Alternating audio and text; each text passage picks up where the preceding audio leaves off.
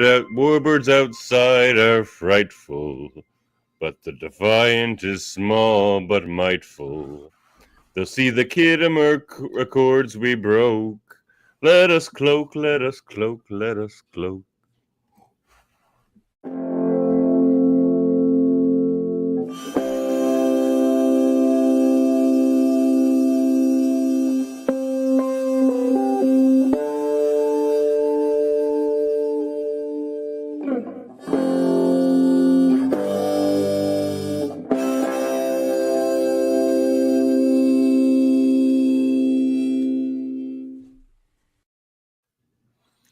Ho, ho, ho, and welcome to day 12 of the 12 Debates of Christmas. That song wasn't my best work, but it's been a long 12 days. And but we're ready. We're ready for Santa. Well, you know, stumbled a little. How's it going, my fellow locutor?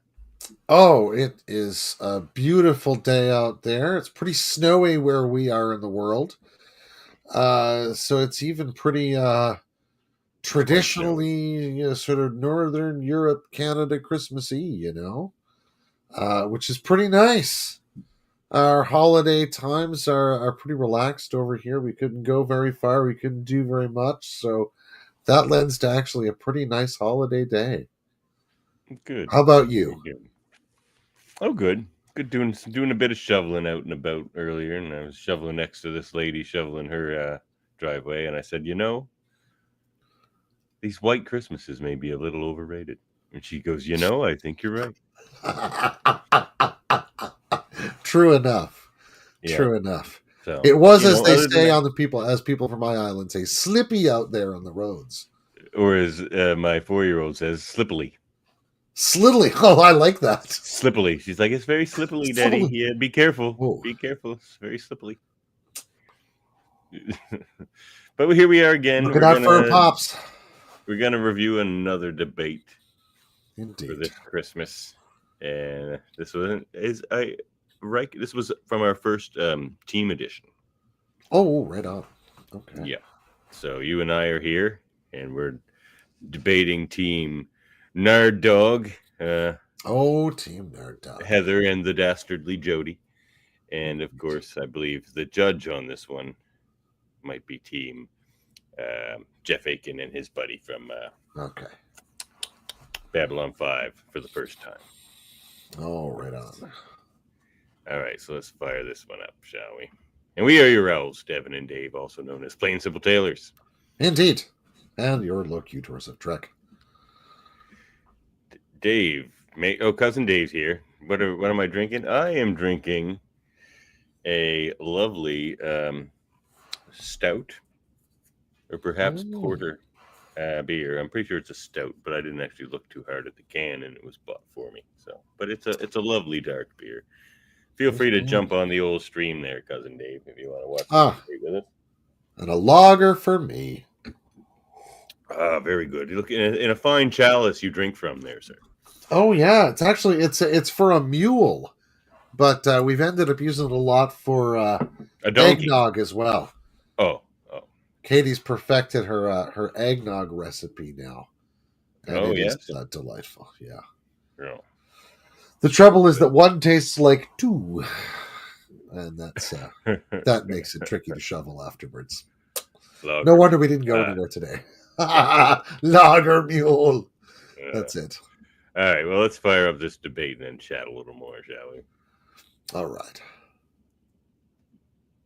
Debate up now. All right. Be it resolved, Riker should have retained the captaincy of the Enterprise after Best of Both Worlds. Should not have gone back to Picard. We're going to have Cutie and the Beast debate 4 and the Tailors debate against. All right. All right, Heather, you start this one. Okay. Riker should have retained the captaincy after Best of Both Worlds. Picard was completely sidelined. He was assimilated by the Borg. You can't just be like, well, back to work, no problem. And he really needed to undergo at least some sort of therapy, anything. And Riker should have been the captain in the meantime. He had already proven he had the skills, he had the looks, he had the chair straddling capacity to fulfill the Riker maneuver. 100%. Riker for captain. It was always going to come back to Riker's face and his straddling ability with Heather. I could have just fast forwarded to that part. Heather. She's not wrong, is the thing. Like, True. It's just in the wedding spirit. I am. All right, who's going to rebuttal here, Dave? Oh, I did the rebuttal last time, or I did the thing last time. You should take her this time, and I'll free for all on Jody. All right, good. Calm down, Jody. All right. Orgon's still sounding like it's working for you. We're not talking about any old captain. Yes, he was assimilated by the Borg, but we're talking about Jean-Luc Picard, the most uncorruptible mind in Starfleet. If anyone is going to be able to come back, he fought the Borg the entire time. He proved resistant to assimilation just based on willpower. All he needed to do was go see his brother, have a little cry in the great field, and he came back better than ever. And he's got Deanna there to help him, and she always knows if something's up. He starts hearing shit all the time, and he has mental breakdowns that you barely even see. But it's not your turn right now. All right, you know what? 60 seconds. Go. free for all. Free for all. All right, go. Riker never felt ready for that chair. He wanted it, but didn't want it. Riker couldn't wait to get back out of that chair. Ready for every chair, man. The problem is that he wanted to hang out on the Enterprise. No, Riker can't straddle the captain's chair on a Galaxy-class ship. You try and get at that from behind. Well, that's impossible. No captaincy on a Galaxy-class ship for Riker. The reason why they made the E with an open concept was so he could straddle it. It's that right, simple. But by then we're not having the same discussion here, are we? We're back in Best of Both Worlds between season 3 and season 4. We've already established he can't straddle that chair, so he has to give back the captaincy. So it's only logical. Is not the fact that he was taken over by an alien fucking race and used because he can't straddle the chair. Does that it's because of the lunacy of your point. There's no procedure to take away the captaincy. They hadn't even handed it over. He was simply captain pro tem.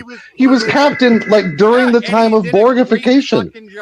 He did a sure, but he has to give it back. The people in front of everybody else, including Picard, he had a ship to run and he fucking did it.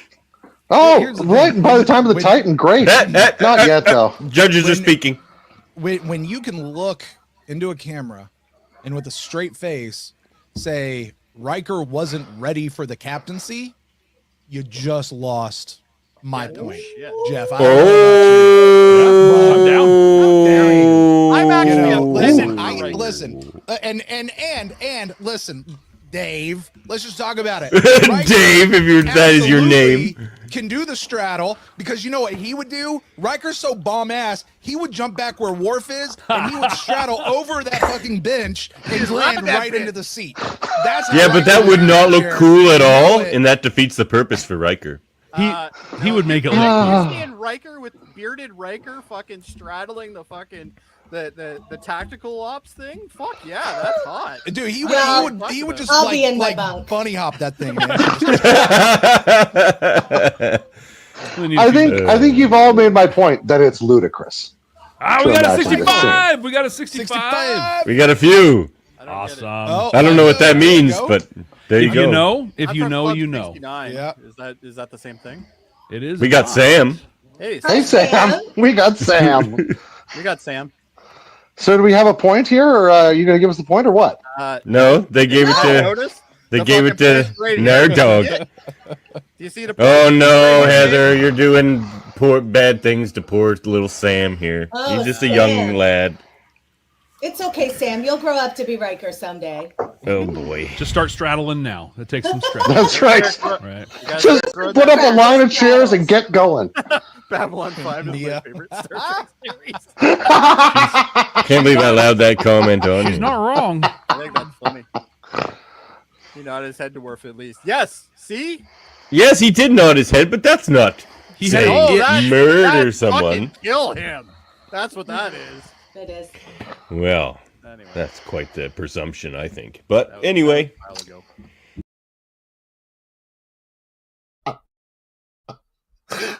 There we have it. Okay, the main reason I included that debate, I mean, for one thing, first off, we destroyed them in that debate. We just weren't speaking to the right audience. He wasn't going to give us the point at all because we had to badmouth Riker, and he's just like, well, you badmouth Riker, It's true. so you lost the point. I'm like, we had to badmouth Riker. You made us do it. But we destroyed them in that debate. I mean, but, and to be honest, I may not have helped our case as much as you in this particular debate. Because it did it now and it did it then. It completely tickled my fancy for the absurd in like logical argument. Like the moment in what is it? Rhinoceros, the play where the guy concludes, yes, I have a cat whose name is Socrates and he has 8 paws. Which is just a wonderful piece of syllogizing, right? And this moment where they're like his chair straddling abilities, it just completely, that was the end of it for me. Yeah, the whole debate became about how well Riker straddles chairs, and if it's possible for him to straddle other chairs. But it's true. I think we made great points, and the reason I included this debate is because a top 3 all-time debate 9 moment for me is you slapping Jody down with just like, yes, because that's the absurdity of your point.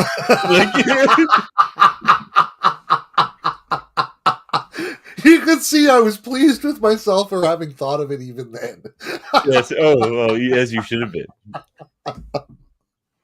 Although the response, Dave, if that even is your real name, I thought it was pretty great too. There were a couple of pretty. Oh, you pissed off the judge, but oh well. Our poor Babylon 5 imports. Yes, exactly. I mean, they're coming in with a bit of a chip on their shoulder because their show sucks. Not their podcast. They have a good podcast. But no, Babylon 5 is okay. It's okay. It's true.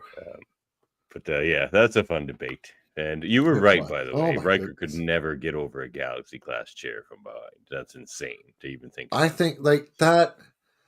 It's been too much ambo jutsu for him to be jumping like that. And we know Jonathan Frakes in real life has back problems. It's true. I mean, that's like asking O'Brien to open a door with his bad shoulder. Just slam that in there and get her open, Miles. Like, that's just unfair. Not to mention whatever like neurological disorder he may have from jumping in all that printer ink during the Death of Tasha episode. They had him swimming in that Metamucilin printer ink for quite a while. Oh my God. That's yeah, you read some of the horror stories of those special effects things. We're like, yeah, we'll just put some Listerine and some ketchup in there. It'll be great. And it's it's amazing. I pissed off cousin Dave. It's true. It's Christmas. I said it was okay. Oh man. I was just mad that we Christmas didn't get armistice. In that debate. Yeah, that's a wonderful story. That's true. Go get your Babylon 5s, India B5 fans. It's man. Fine. Skip the first season, but like it's fine after that. Yeah, it's interesting. The first season is full of promise. But there are some things hampering it for sure. Walter Koenig does one of TV's greatest villains on that show. Oh, Bester's very good. Oh man, he's so good. Yeah, I really love Bester. All right, we'll get off on it. We'll accidentally turn into a Babylon 5 podcast here if we're not careful. Oh, we're not doing that tonight. We're not doing that. Red alarm.